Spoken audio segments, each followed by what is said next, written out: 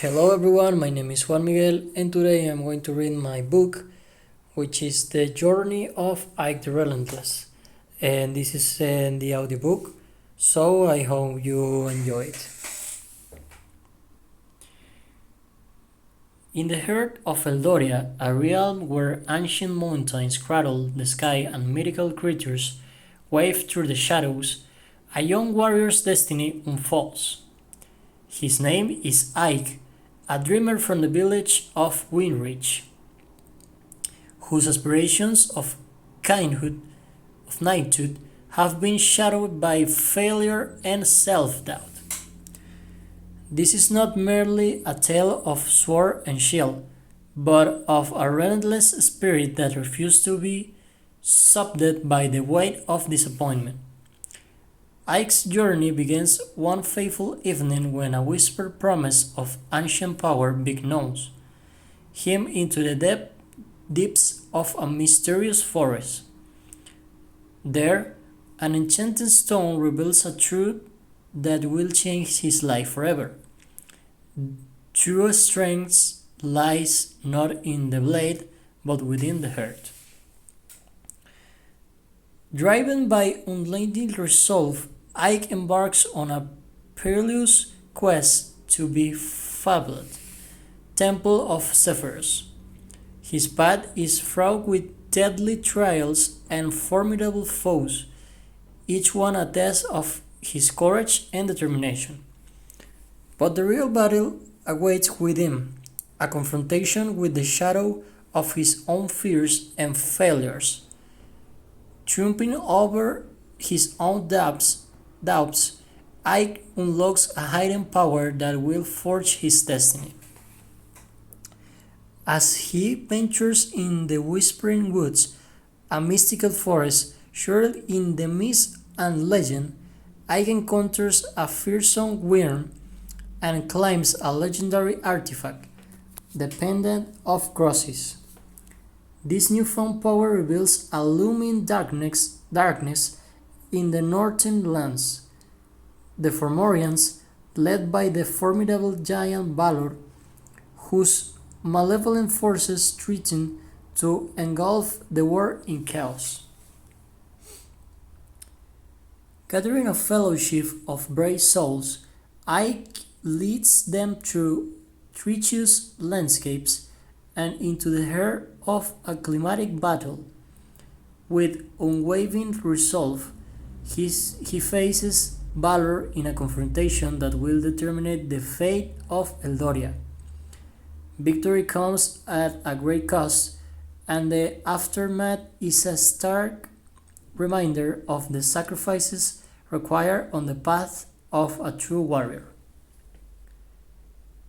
Prepare to embark on a journey of epic proportions, where courage is tested, alliances are forged, and a warrior's heart is put to the ultimate trial. This is a story of Ike the Relentless, a tale of perseverance, self-discovery, and the unbreakable will to seize one's destiny again all odds. In the world of Eldoria, where legends are born and heroes are forged, Ike's adventure will leave an indelible mark to the annals of history. Chapter 1: The Shadow of Failure. In the kingdom of Eldoria, where the sun dipped low behind towering mountains and the air buzzed with the song of mythical creatures, there lived a young warrior named Ike. The kingdom was real of rolling high hills and deep ancient forests, where the echo of past legends seemed to linger in every breeze. Ike, however, was not the strongest, nor the most skilled, but he possessed something few others had, an unlikely spirit that defied his determination. Ike's life had been a series of disappointments. Raised in the humble village of Winrich, Nestled in the edge of an expansive forest, Ike had dreamed of becoming a knight ever since he was a child.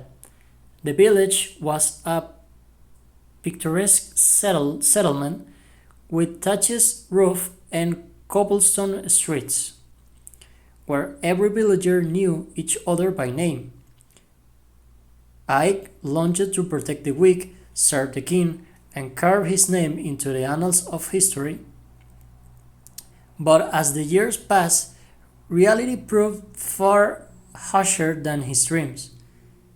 The clan of metal during his training sessions often rang out like a cruel reminder of his shortcomings.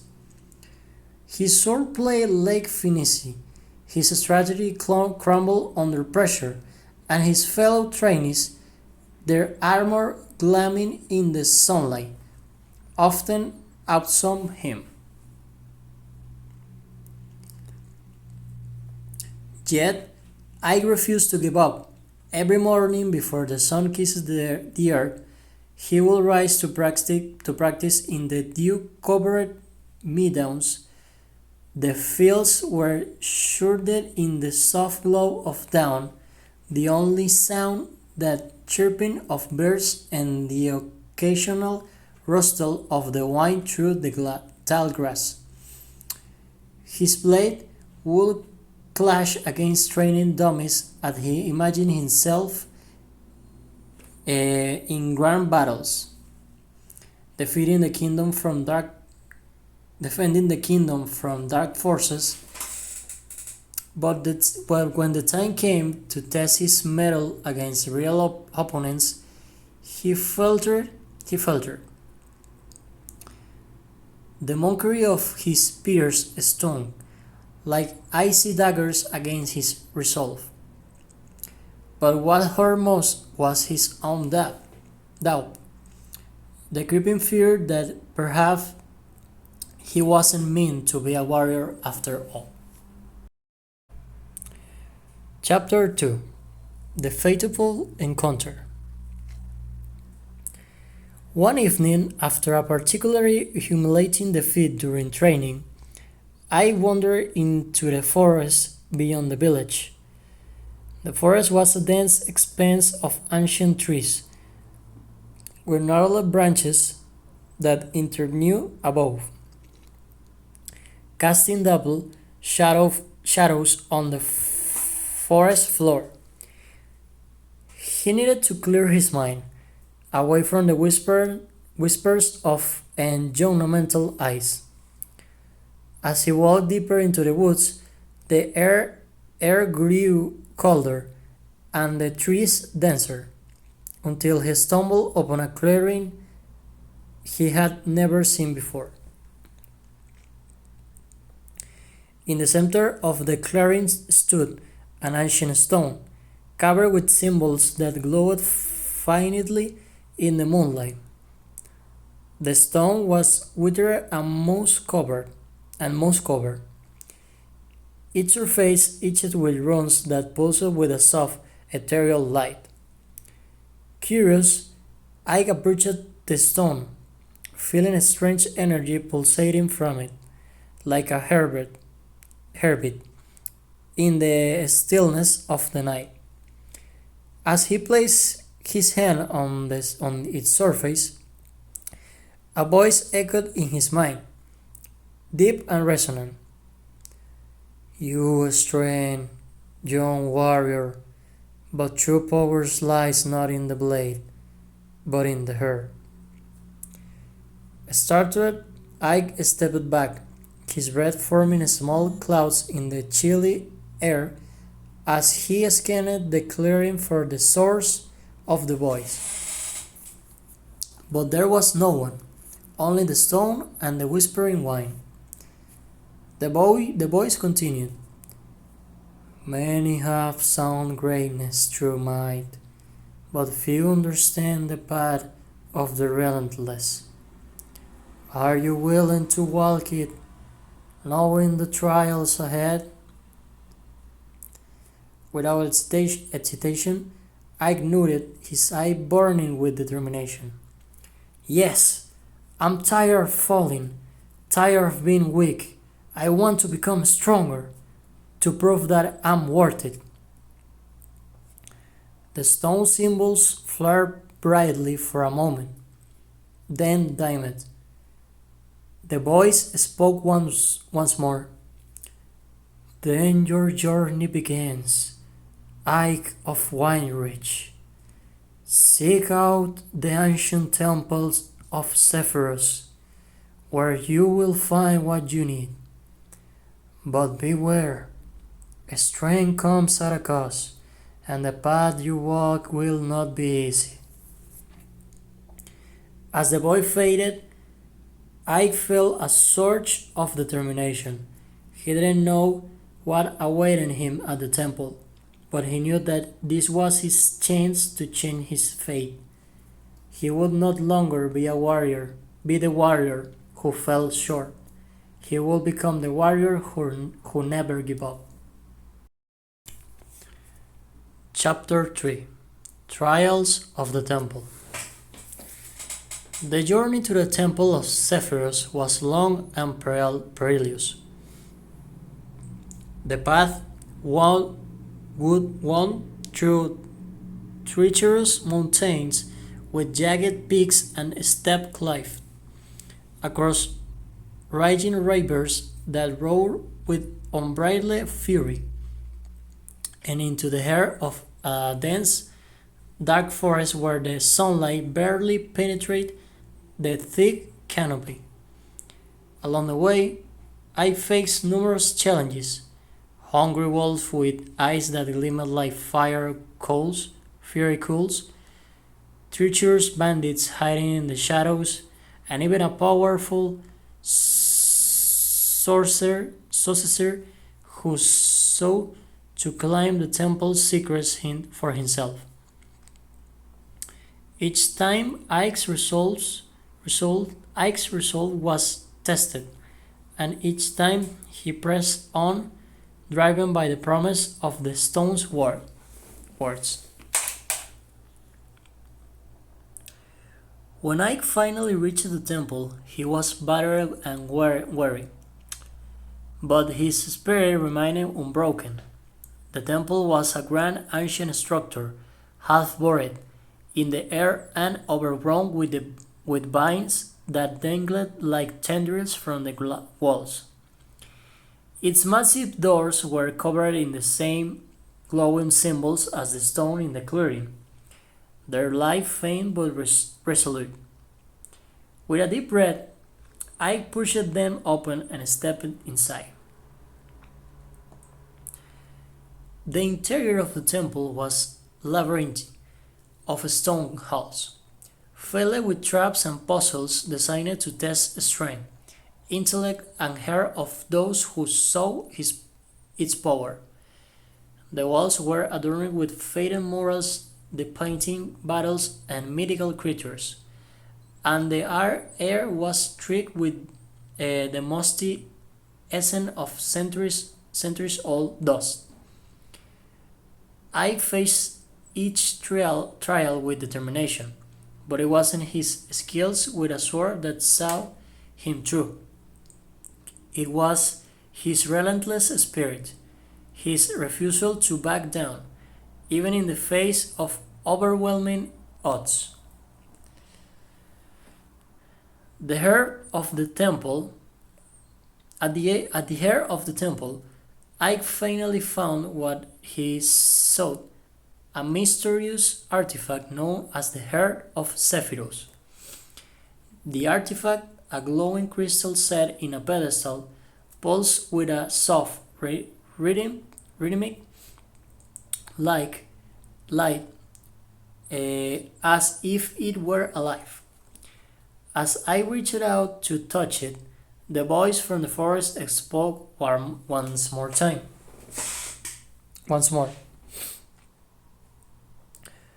The heir of Zephyrus does not grant power, he rebels it. If you wish to become the warrior you dream of, you must first confront your own doubts and fears. Only then Will you unlock your true potential? Ike hesitated. Ike hesitated. He had fought so hard to reach this point, but the voice's words gave him pause. What if he wasn't ready? What if deep down he was still the same uncertain warrior he had always been?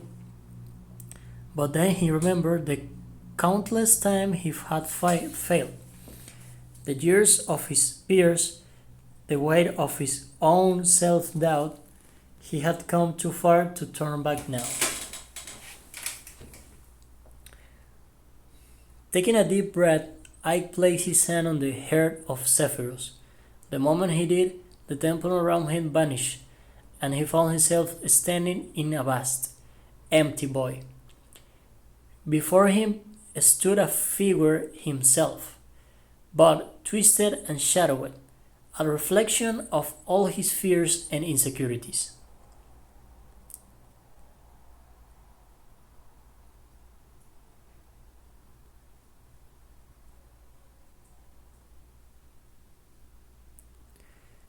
The shadow version of Ike sneered. You think you can become something more. You are a fool, destined to fail. You are weak, just like you have always been. But Ike didn't flinch. He had heard those words before. Fail, the sting of failure, and half doubted himself more times than he could count. Yet, here he was, still standing. Maybe I'm weak, Ike replied.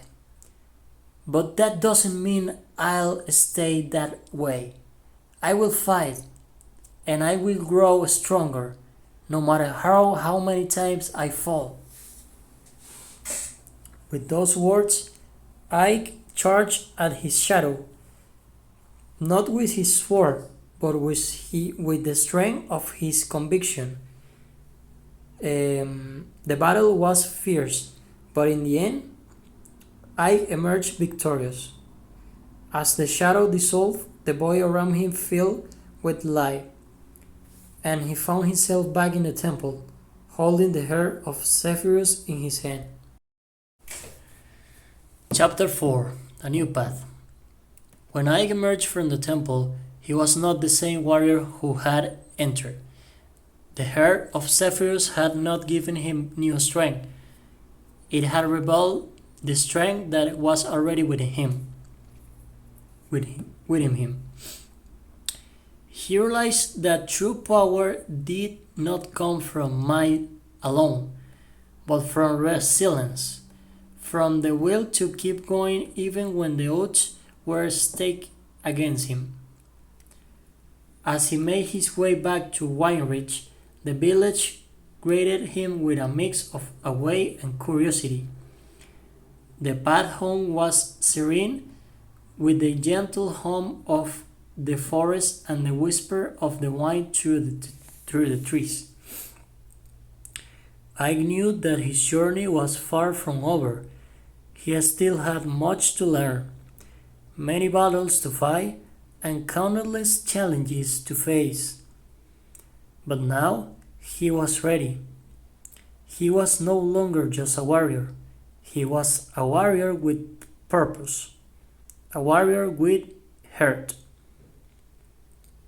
Ike's journey to become the best version of himself had only just begun, but for the first time, he was excited about the path ahead. He had faced his fears, confronted his doubts, and emerged stronger for it. Whatever trials awaited him, he will meet them head on, with the relentless spirit that had carried him this far. Chapter 5: The Whispering Woods and the Worm of the Mist. After the encounter with the bandits and his own demons, Ike ventured deeper into the uncharted territories of the northern lands.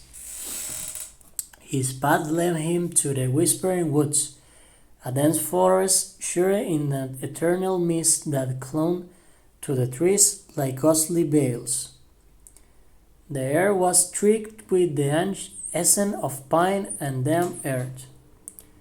At every rustle of leaves seemed to carry the whisper of ancient spirits.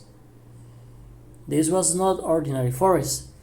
It was a place of legends, said to be home to creatures of old, feared by even the bravest of warriors.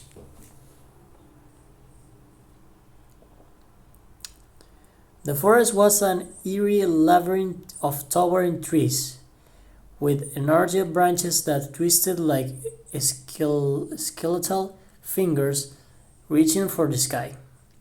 Shafts of moonlight flared through the mist, casting ghostly patterns on the ground. The whispers of the forest grew louder, almost intangible, and Ike strained to catch their meaning. Beware, they seemed to say. The weir of the mist awakes. As Ike turned through the forest, the mist seemed to grow denser, wrapping around him like a suffocating blanket. He heard a loud growl that seemed to vibrate through very ground beneath his feet. His hand intensively reached for his sword. The lair of the helical resonating against his palm. But before he could draw it, a massive figure emerged from the mist. It was a worm, a serpent-like creature from the midst of the Celts, with scales that glimmered like silver and the pale light and eyes that burned with an airy green flame. The worm's body coiled around the trees, the ground quaking with each movement as it seized up its prey. Ike stood his ground, feeling the weight of the beast's gaze as true it could see straight into his soul. The air cradled with tension, and the two looked eyes. The worm's voice was deep, rumbling growl that seemed to come from very air. You dare enter my domains, mortal. Ike swallowed hard but met the beast's gaze. I seek to prove myself, to find what lies beyond my own limitations. If that means facing you, then so be it. The worm hissed, his scales shimmering with a sinister light. Very well. Show me your strength, if you can. The worm lunged at Ike with a speed that belied its massive size. His jaws snapping such inches from his face. I rolled to the side, narrowly avoiding the beast's attacks, and sliced at its side with his sword. The blade struck through, but the worm's scales were taller than steel, and the blow barely scratched the surface. Undeterred, I attacked again and again, each strike more precise than the last. But the worm seemed impervious to his efforts. The battle was fierce and relentless. I ducked and dodged as the worm's tail whipped through the air, shattering tree trunks with its force. Each attack I landed felt like striking a wall of iron. The wind's roars echoed through the forest, shaking the trees and causing the mist to swirl in violent eddies. As the battle raged on, I began to tire. The wind, seeing its advantage, coiled triggered around him, its massive body squeezing the air from his lunge. Desperation set in as Ike struggled to free himself, the pressure making it hard to think clearly. Just as he felt his strength began to wane, like noticed something glimmering beneath the wearing scales, a small, ornate pendant hanging from a chain around the beast's neck. Realizing this could be the key of defeating the worm, I reached out and grasped the pendant, pulling it free with a mighty tug. The worm let out a deafening roar and released his grip, thrashing wildly as the pendant slipped from Ike's hand and fell to the ground. The moment that pendant hit the earth, the worm began to dissipate, its front dissolving into the mist until nothing remained but the pendant itself. Chapter 6. The Pendant of Crosses. I picked up the pendant and examined it closely. It was a simple chain with a small, intricately carved stone that shimmered in the pale light of the forest.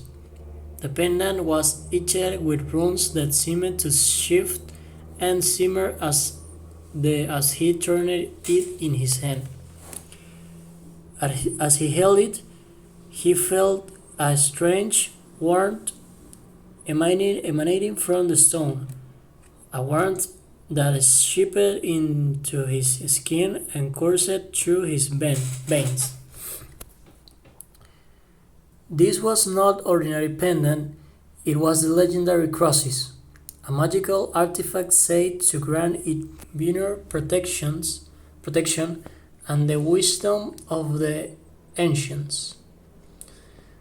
Ike's breath missed in the cold air as he examined the pendant. The runes glowed softly, casting a gentle light that seemed to push back the encroaching darkness of the forest. As he held it close, he felt a deep connection to the forest, as if the very essence of the Whispering Woods was being infused into him.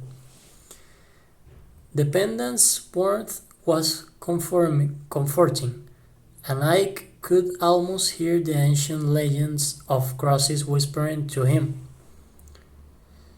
The tales he had heard as a child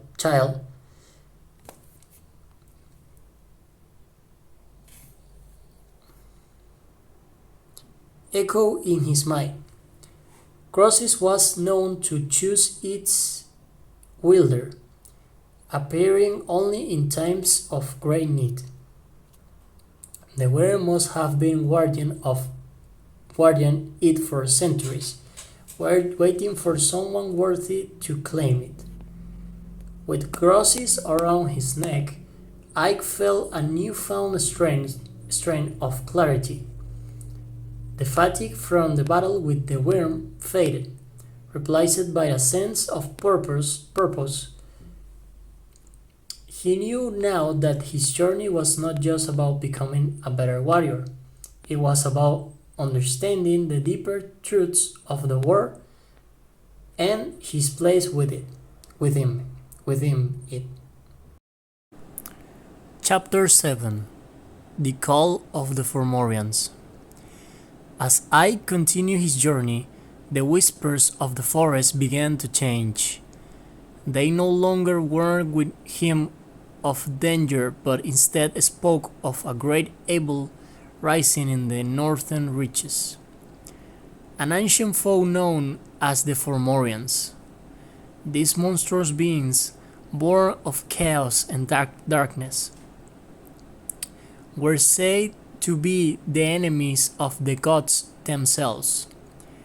Their leader, Valor, a giant with a single malevolent eye that could bring death with a mere glance, had awoken from his slumber, and his army was marching south, leaving destruction in their wake. The whispers grew more urgent as Ike traveled through the lands, their voice weaving tales of fire and shadow. He traversed through the ice mountains, where the wind howled like a banshee, past desolate moors covered in frost, and through a dark forest, where the shadows seemed to come alive. The weather turned harsh and unforgiving, with snow and ice creating treacherous paths. The villagers spoke of their fear, their faces itched with worry, and they recounted the devastation wrought by Valor's forces. In one such village, a woman with silver hair and piercing blue eyes approached Ike. "You are seeking to challenge Valor?" she asked, her voice trembling but resolute. "Yes," Ike replied. "I need to gather allies. I cannot face this threat alone." The woman nodded, her gaze firm. "We have heard of your deeds. If you can find them, you might seek out the archers of Frostlands, the blacksmiths of Stonehaven, and the druids of Wildwood. They are the ones who can help you." Ike took her advice to heart and set out to find these warriors. He traveled to Ice Plains, where he met Ada, a skilled archer with eyes sharp as the winter's edge. Her bow was crafted from the finest wood, and her arrows were taped with icy enchantments. In Stonehaven, he found Brock, a blacksmith whose strength was legendary. His forge roared with the heat of his craft, and his hammer was at fiercest and his prowess in battle. Finally, in the Wildwood, he encountered Leif, a druid with a deep connection to the natural world. Leif's presence seems to harmonize with the forest around him, and his command over nature was awe-inspiring. Together, they form a fellowship, united by their common cause of the hope of defeating the Fomorians. The group set out towards Valor's lair. They resolved as unrelenting as the mountains they crossed. Chapter 8: The Battle of the Secret Grove. The final battle came at the Secret Grove, a place of ancient power where the veil between worlds was thin.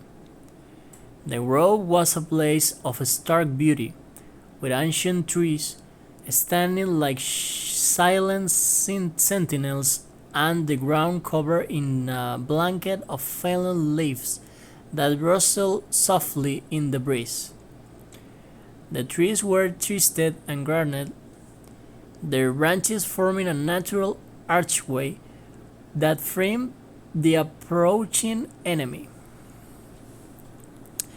Valor and his Fomorians army awaited them, their monstrous forms towering over the trees. The ground trembled as they advanced, their roars shaking the very earth. The sky above was darkened by the swirling clouds of war, casting a shadow over the grove. Ike and his companions faced the enemy with unwavering bravery. Ada's arrows flew with deadly precision, filling many of the smaller Fomorians. She moved with grace and speed, her form barely visible against the snow-laden backdrops. Buck's hammer crashes down upon the enemy ranks like a storm, his roars of defense echoing through the grove. Leif called upon the spirits of the forest, summoning roots and vines that erupt from the ground to entangle their foes, slowing their advance. Balor was unlike any enemy they had faced before. His eyes glowed with a dark energy, and wherever his gaze fell, death followed. The very air seems to recoil from his presence. I knew that he had to come from Balor directly if they were to have any chance of victory. The air was thick with the scent of smoke and the sounds of battle. Ike's hair pounded in his chest as he made his way toward the giant.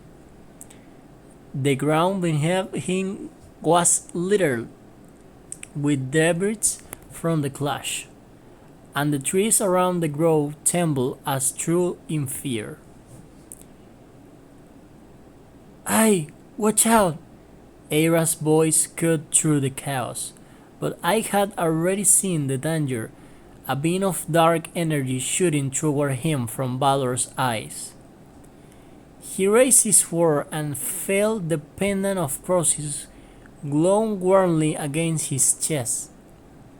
The energy struck, but instead of piercing through him, it was deflected by a shimmering shield of light that surrounded Ike. With the pendant protecting him, Ike charged forward, his sword raised high. The clash with Balor was titanic. Ike's blade struck the giant's hide with a resonant clang, the sound echoing through the grove like thunder. Balor roared in anger, swinging his massive fist and sending shockwaves through the air. I ducked and dodged, using every ounce of agility he had gained on his journey to avoid the giant's powerful blows. The battle between Ike and Balor was a brutal dance of strength and will.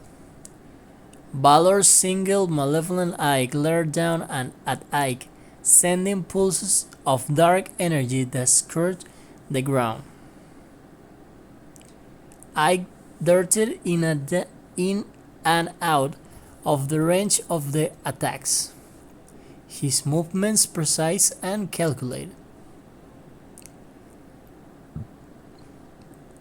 Brooke and Era fought valiantly against the remaining Fomorians, their combined effort creating a formidable barrier between Balor and the rest of the battle. Brooke's hammer smashes through the enemy's rank with devastating force, while Era's arrows struck through, felling foes before they could get close.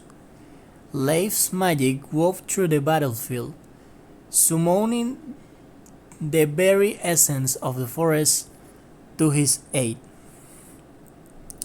Trees twisted and roots erupted from the ground, erasing Fomorians, ensnaring Fomorians and pulling them away from the fray. Leif chanted ancient words, his voice rising above the din of combat, and the very air seemed to respond to his call. As Ike faced Valor, he noticed that Pendant's light intensified, guiding his actions. The more he focused on the Pendant's energy, the more he felt a surge of strength and clarity. He realized that the pendant was not just protecting him, it was amplifying his own inner power. Summoning all his strength, Ike launched at a final, disguised attack. He leaped into the air, his sword gleaming with the pendant's light. With a cry of determination, he drove his sword into Valor's chest. The force of the blow shattered the dark magic that held from Fomorian's tower together, and the giant let out a final, earth-shaking roar before crumbling into dust.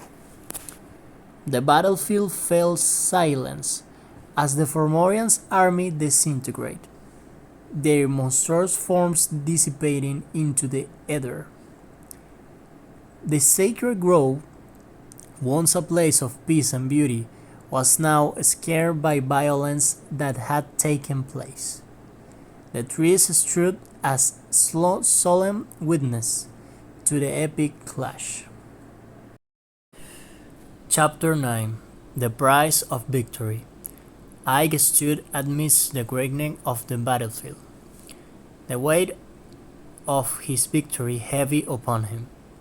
His companions, though victorious, lay among the fallen, their bodies marking the cause of their triumph.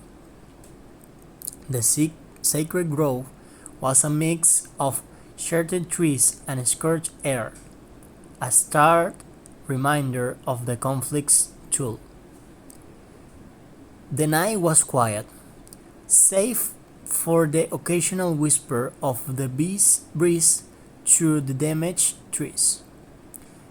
Ike walked among the fallen, his hair heavy with grief. He knelt beside Aira, her face serene in death, and touched the pendant of crosses that still hung around his neck. As he gazed out over the grove, the weight of his choices and the lives of life's loss pressed down on him. He had achieved his goal, but the cost was a step. The victory fell hollow when weighed against the loss of those who had fought by his side. A voice broke the silence, a soft, melodic tone that carried with it a hint of the ancient magic of the grove. It was Leif, standing among the remnants of his druidic ritual. The balance has been restored, but at a cost, he said, his voice imbued with a deep sadness. Yes, Ike replied, his voice heavy with emotion. We fought to save the world, but the price. The price is often more than we can bear, Leif said softly. But the strength to carry on comes from acknowledging begin the sacrifice of honoring it through our actions. Ike nodded, his gaze drifting to the horizon. We must remember them. Their sacrifice was not in vain. We have to ensure that their stories and their bravery live on. Chapter 10. The Return. With the threat of the Fomorians gone, Ike and the surviving members of their fellowship returned to their homes. Ike carried with him the memories of those he had lost and the lesson he had learned. The villagers of Winrich welcomed him back with reverence, their faces reflecting both await and sorrow. As I walked through the village, the people gathered to celebrate his return. He was grinning with cheers and gratitude, but his own hair remained somber. He hung the cross's pendant about his head, a reminder of the journey he has undertaken and the responsibilities it carried. I resumed his life in Winrich, tending to his fields and sharing stories of his adventures with the young warriors who came to seek his wisdom. The pendant, though still powerful, remained untouched as a symbol of his journey and the man he had become. In the twilight of his years, I found solace in the simple things, watching the sunset over the hills, tending to his crops, and teaching the next generation of warriors. His legend grew, and he became known as Ike the Relentless, a warrior who had faced gods and monsters and emerged victorious.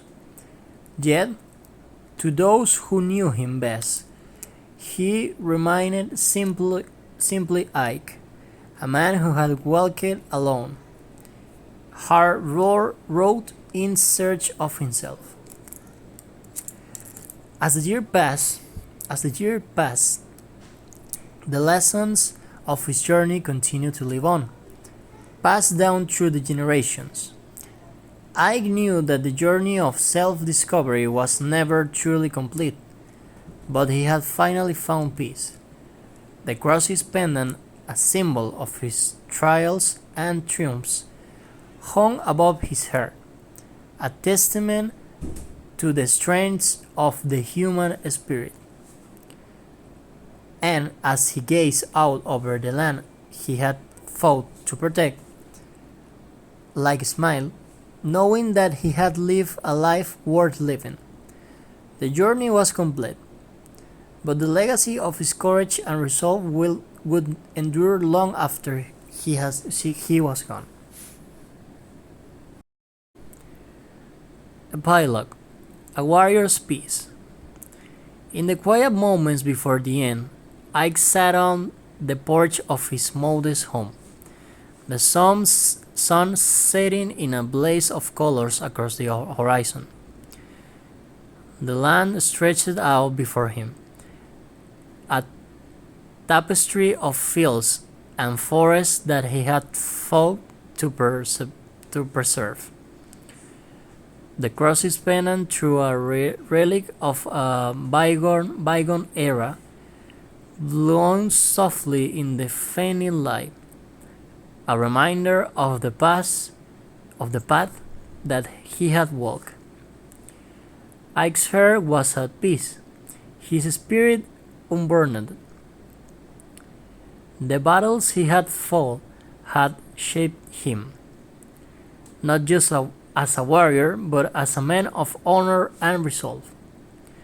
The journey had been long and arduous, but it had led him to a place of understanding and acceptance. As the first stars began to twinkle in the twilight sky, Ike closed his eyes and took a deep breath, savoring the tranquility of the moment. He had faced his fears, conquered his doubts, and emerged stronger for it. The stories of his deeds and the lessons of his journey would continue to inspire those who came after him. With a final, contented sigh, Ike leaned back up in his chair, his gaze fixed on the horizon. The journey had come to an end, but the legacy of his spirit would live on, a beacon of hope and strength for future generations. And in that quiet, peaceful moment, Ike knew that he had found the true meaning of his journey. A life lived with courage, honor, and unlimited spirit. The end.